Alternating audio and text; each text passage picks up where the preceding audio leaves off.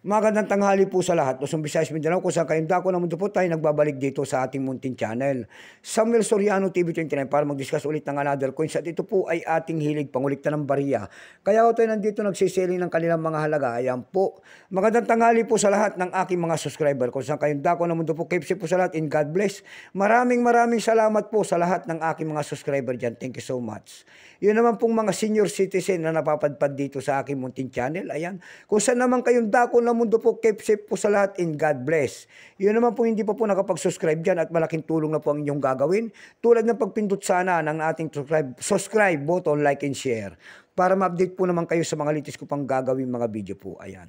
Mayroon na naman tayong pag-uusapang bariya. Ayan guys, pag-uusapang bariya na naman. 5 pesos po ang ating pag-usapan. Ayan, ayan. Pangulong Ferdinand Marcos, ayan.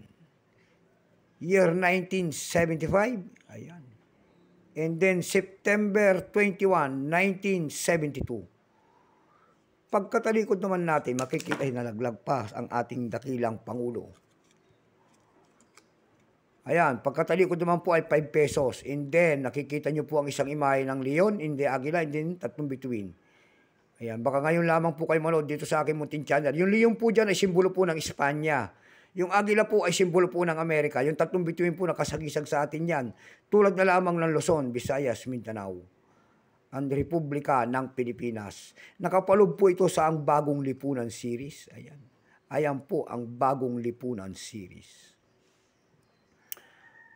Bago natin tingnan ang presyo, ayan, kilalanin mo muna natin siya.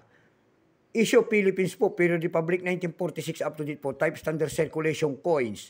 Years 1975 hanggang 1982. Value nito 5 pesos, Marcos. Nakapalob po yan sa ang Bagong Lipunan series. Ayan. Currency piso 1967 up to date po. Composition po nito ay nickel. May bigat lamang itong 22 grams. May haba pong 36.5 mm. May kapal po naman itong 2.6 mm. Hugis po niyan ay bilog.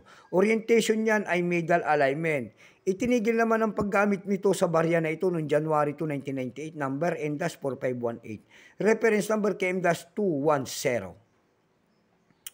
Ayan, kung tawagin ang kanya nasa likod po, ayan. The New Society, ayan. September 21, 1972, President Ferdinand E. Marcos.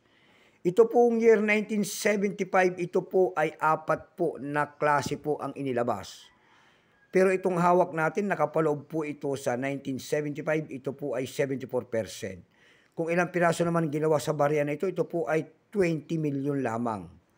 May price na po ito doon sa ating numista. Yung kanyang very fine ay 120, extra fine 120, almost ang circulated nito ay 120. Ang circulated po niyan ay nagkakahalaga po ng 150 pesos. Dako tayo sa kanyang presyo. Doon sa ating eb.com nakakita na ho tayo nagbebenta doon ng $10.79. Nasundan po yan ng $9. And then yung pinakamaliit na bintahan doon ay $5. Dako naman tayo sa Carousel PH. Sa Carousel PH naman po, nakakita tayo nagbebenta doon ng 1,000 pesos. Nasundan po ito ng 500 pesos. And then 300 pesos. Mayroon po tayo nakita doon na 250 pesos. Yung pinakamalit po na bintahan doon ay nagkakahalaga po ng 123 pesos. Pangit na po yun. Sobrang pangit na. Pero itong atin ay maganda pa. So hanggang dito na lamang po, Luzon, Visayas, Mindanao, kung saan kayong dako na mundo po, keep safe po sa lahat and God bless.